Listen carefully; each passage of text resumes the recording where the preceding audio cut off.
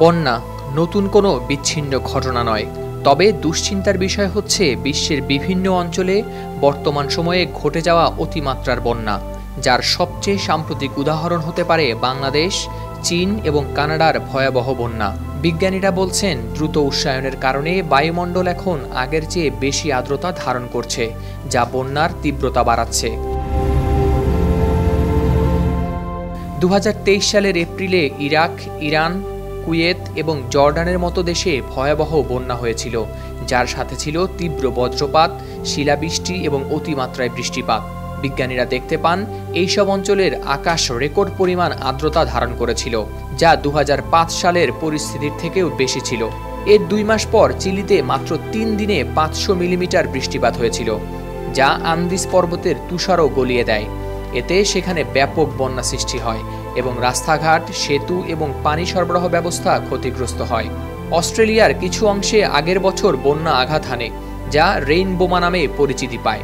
এতে মারা যায় 20 জনেরও বেশি মানুষ এবং হাজার হাজার মানুষকে বাড়িঘর ছেড়ে সরিয়ে নিতে হয় নিরাপদ স্থানে।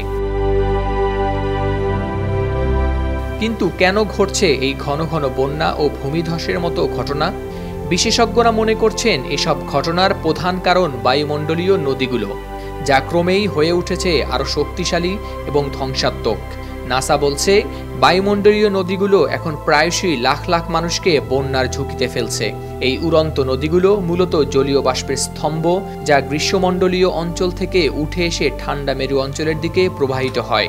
এই নদীগুলো বিশ্বের মোট জলীয় বাষ্পের প্রায় 90% বহন করে। একটি বায়ুমণ্ডলীয় নদী গড়ে প্রায় 2000 কিলোমিটার লম্বা এবং 500 কিলোমিটার প্রশস্ত হতে পারে।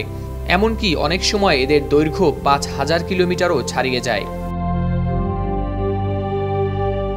এক গবেষণায় দেখা গেছে, বৈশ্বিক উষ্ণায়নের ফলে বায়ুমণ্ডলীয় নদীগুলোর তীব্রতা বাড়ছে এবং এতে বিপর্যয়কর বন্যা ও ভূমিধসের আশঙ্কা বেড়ে চলেছে।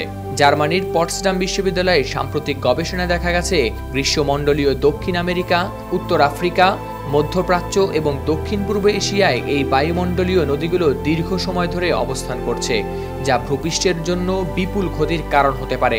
সংযুক্ত আরব আমিরাতের খলিফা ইউনিভার্সিটির সমীক্ষায় দেখা গেছে, 2023 সালের এপ্রিলে মধ্যপ্রাচ্যে বায়ুমণ্ডলীয় নদীগুলোর কারণে অতিমাত্রায় বৃষ্টিপাত হয়েছিল। এ যাবৎ পর্যন্ত বায়ুমণ্ডলীয় এই নদী বা উড়ন্ত এই নদীর 5টি প্রবাহ দেখা যায়। উত্তর আমেরিকার পশ্চিম উপকূলের পাইনাপেল এক্সপ্রেস, দক্ষিণ আমেরিকায় বিশেষ করে চিলি ও আর্জেন্টিনায় আর্জেন্টিনা এক্সপ্রেস, ইউরোপে উত্তর আটলান্টিক বায়ুমণ্ডলীয় নদী, মধ্যপ্রাচ্যে মিডল ইস্ট বায়ুমণ্ডলীয় নদী, এশিয়া অঞ্চলের আর্থ এক্সপ্রেস। তবে সব ধরনের বন্যা বা ভূমিধসই যে বায়ুমণ্ডলীয় নদীর কারণে ঘটে, বিষয়টি এমন নয়। ঘূর্ণিঝড়, ঝড় সহ অন্যান্য আবহাওয়া সংক্রান্ত কারণও এর জন্য দায়ী হতে পারে।